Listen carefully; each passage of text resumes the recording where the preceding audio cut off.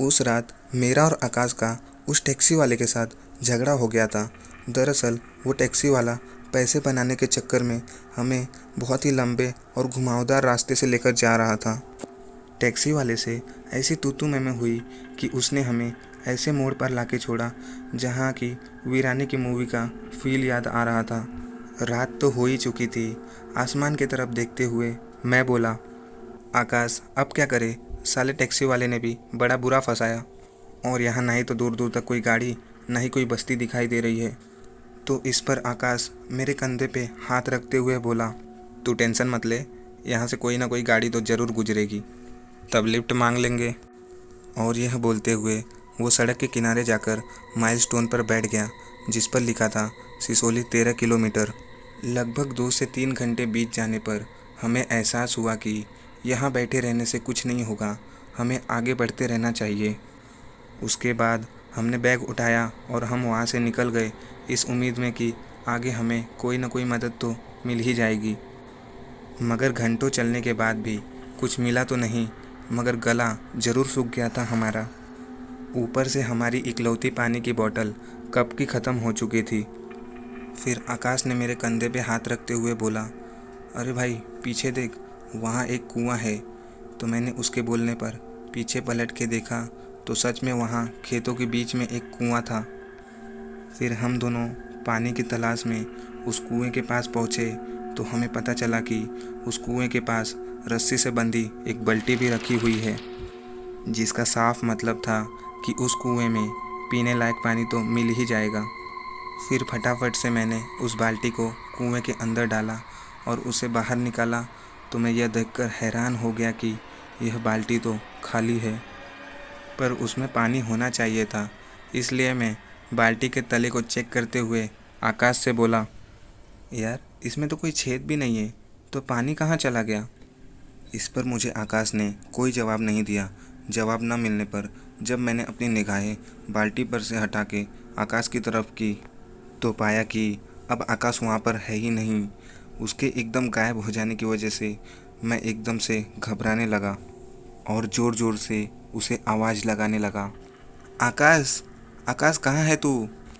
मैंने इतना कहा ही था कि आकाश चीखते हुए बोला, अरे भाई मैं इधर हूँ कुएं के अंदर।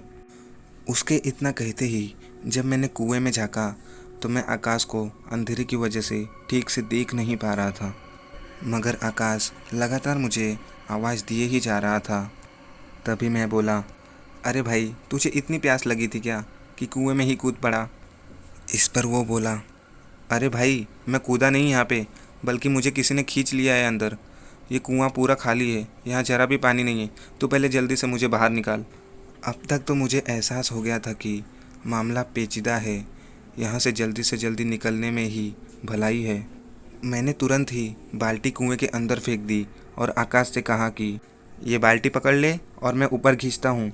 फिर मैंने कुएं में बाल्टी एक बार फिर डाली और जैसे ही आकाश ने उस बाल्टी को पकड़ा, मैंने पूरा जोर लगा के उसे बाहर खींचने की कोशिश की। मैं अभी उसे ऊपर खींच ही रहा था कि मेरी हालत पतली होने लगी। तभी मैंने आकाश पे भड़कते हुए बोला, अबे साले, तूने मोमोज चाइनीज़ कम खाई होती तो आज मुझे तुझे निकालने में इतनी दिक्कत नहीं होती। मैंने इतना कहा ही था कि पीछे से मेरे कंधे पर किसी ने हाथ रखते हुए बोला, ये क्या कर रहा है। वो आवाज़ सुन के मेरे रोंगटे खड़े हो गए, क्योंकि वो आवाज़ आकाश की थी, जबकि आकाश तो कुएं में रस्सी पर लटका हुआ था। तो मैंने मन ही मन भगवान का नाम लेते हुए जब पीछे पलट कर देखा तो पीछे आकाश ही खड़ा है। तभी आकाश बोला, ये क्या कर रहा है तू, चल गाड़ी का इंतजाम हो गया है।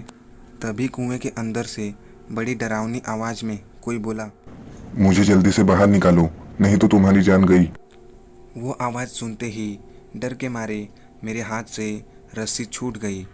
उसके बाद मैं और आकाश वहाँ से भागे और एकदम से सड़क पर आकर खड़े हो गए, जहाँ पर एक गाड़ी वाला खड़ा था। फिर आकाश ने तुरंत ही उस गाड़ी में बैठने के लिए कहा। उसके बाद हम दोनों उस गाड़ी में बैठ के वहाँ से निकल गए। रास्ते में जब मैंने सारी बात बताई तो आकाश ने कहा कि वो मुझे गाड़ी दिख गई थी रास्ते में, इसलिए मैं उसे रोकने के लिए चला आया जब तू कुएं से पानी निकाल रहा था।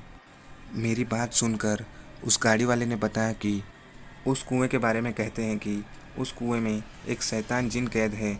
जो भी आज तक उस कुएं के पास गया है वो वापस नहीं आया।